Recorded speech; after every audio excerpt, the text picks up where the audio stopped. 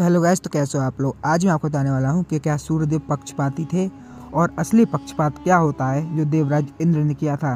तो चलिए ये वीडियो शुरू करते हैं। जय श्री राम। आजकल के कुछ फेक यूट्यूबर्स ने सूर्यदेव को पक्षपाती कहना शुरू कर दिया था। उनको शर्म तक नहीं आती है सूर्यदेव को पक्षपाती कहते हुए। वो ये कहते हैं कि सूर्यदेव ने कर्ण को कवच कुंडल दिए थे इसलिए वो पक्षपाती हैं। तो इसका कोई भी सेंस नहीं बनता है। पहली बात तो कर्ण सूर्यदेव का पुत्र था, तो सूर्यदेव का पूरा अधिकार था कि वो कर्ण को कवच कुंडल दे सकते थे। और जो इसको अधर्म कहते हैं, तो फिर ये बात बता दो कि पांडव क्यों लड़ रहे थे अपने पिता के राजपाट के लिए। वो तो राज के लिए इसीलिए लड़ रहे थे ना, क्योंकि उनके पिता राजा थे, नहीं तो वो क्यों लड़ते। अगर पांडव अपने पिता की संपत्ति में अपना हक जमा सकते हैं तो क्या कर्ण को सूर्यदेव एक कवच कुंडल नहीं दे सकते। और दूसरी बात, सूर्यदेव ने खुद कभी कर्ण को कवच कुंडल नहीं दिया था। अगर आप महाभारत पढ़ते हो तो आपको पता चलेगा कि जब कर्ण का जन्म होने वाला था, कुंती भगवान सूर्यदेव से वरदान मांग रही थी। उस समय कुंती ये कहती हैं, मुझे एक ऐसा अजय पुत्र चाहिए जो जन्म से ही एक कवच और कुंडल के साथ जन्म ले, उन कवच और कुंडलों में अमृत हो और उनको भेदना असंभव हो, उनको तीनों लोगों का कोई भी वस्तु भेद न सके, और वह पुत्र अजय अमर हो। इससे हमें पता चलता है कुंती ने सूर्यदेव से वरदान मांगा और सूर्यदेव ने कुंती को वरदान दिया। इससे सूर्यदेव पक्षपाती नहीं हो जाते।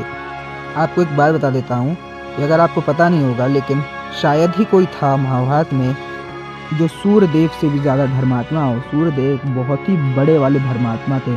आपको पता नहीं होगा लेकिन भले ही पांडव कर्ण के दुश्मन थे और सूर्यदेव ये जानते थे, लेकिन फिर भी उन्होंने कभी भी पांडवों के साथ बुरा नहीं किया। जब पांडव वनवास के द्वारा वहाँ पे भटक रहे थे और भूखे प्यासे घूम रहे थे, तब सूर्यदेव ने ही युधिष्ठिर को और पांडवों को अक्षय पात्र दिया था, जिसका खाना कभी ख़त्म नहीं होता। उसी का इस्तेमाल पांडवों ने अपने वनवास में किया था और अपना पेट भरा था, नहीं तो पांडव भूखे मर जाते।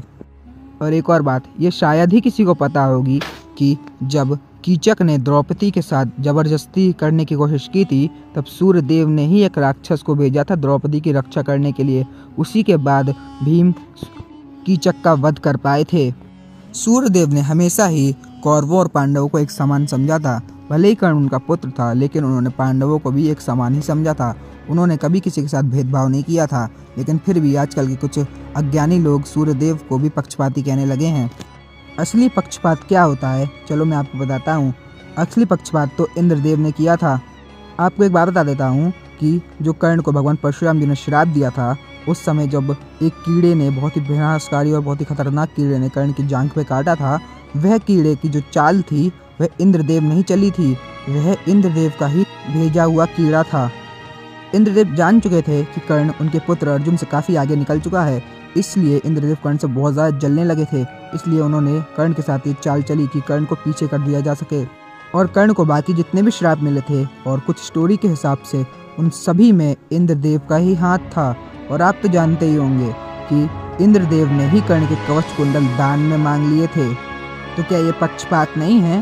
तो कुछ लोग कहेंगे कि कर्ण को जन्म से ही कवच कुंडल मिले थे, इसलिए वो एक प्लस पॉइंट बन जाता है, और अर्जुन के पास कवच नहीं था तो इसलिए अर्जुन थोड़े कमज़ोर हो जाते हैं। दोनों को बराबरी का युद्ध करना चाहिए था। तो उन गधों को मैं ये बता देना चाहता हूँ जिन्होंने महाभारत पढ़ी होगी, उनको पता होगा कि हर एक योद्धा के पास, लगभग हर योद्धा के पास एक दिव्य कवच था। कर्ण एक स्पेशल योद्धा नहीं था कि उसके अकेले के पास दिव्य कवच हो।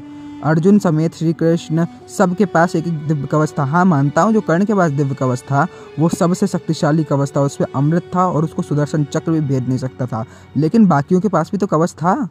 और आपको एक फन फैक्ट बताता हूँ, इंद्रदेव ने कर्ण से कवच कुंडल ले तो लिए उन्होंने, लेकिन दूसरा कवच अपने पुत्र अर्जुन को दे दिया, जिसको भेदना बहुत ही मुश्किल था। तो क्या ये कवच देना कोई पक्षपात नहीं था? किसी दूसरे का कवच लेकर के कोई दूसरा कवच किसी अपने पुत्र को दे देना, क्या ये पक्षपात नहीं होता?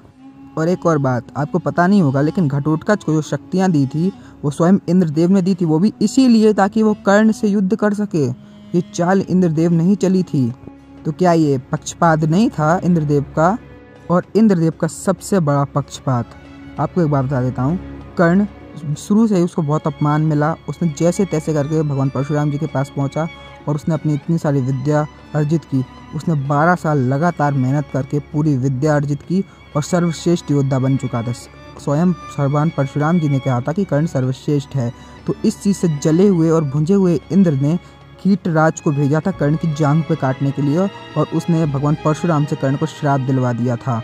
और दूसरी तरफ इंद्रदेव ने अपने पुत्र अर्जुन को बिना किसी मेहनत के, बिना कुछ किए सभी देवताओं के दिव्यास्त्र दिलवा दिए, वो भी सिर्फ इसीलिए क्योंकि वो उसका पुत्र था। तो क्या ये पक्षपात नहीं है? तो इन सभी बातों से हमें पता चलता है कि सूर्यदेव बिल्कुल भी पक्षपाती नहीं थे, वो बहुत बड़े धर्मात्मा थे। और इंद्रदेव कितने बड़े पक्षपाती थे और वो कितने बड़े वाले अधर्मी थे, ये किसी से नहीं छुपा है। अगर इंद्रदेव इतने अच्छे होते तो वह कभी भागते नहीं, वे हमेशा ही कभी शिव जी की तीसरी आंख से बच के भागते हैं और कभी किसी राक्षस से बच के भागते हैं। वो कभी किसी ऋषि की पूजा में विघ्न डालते हैं और कभी किसी को अपमानित करते हैं और कभी किसी के कवच कुंडल दान में मांग लेते हैं।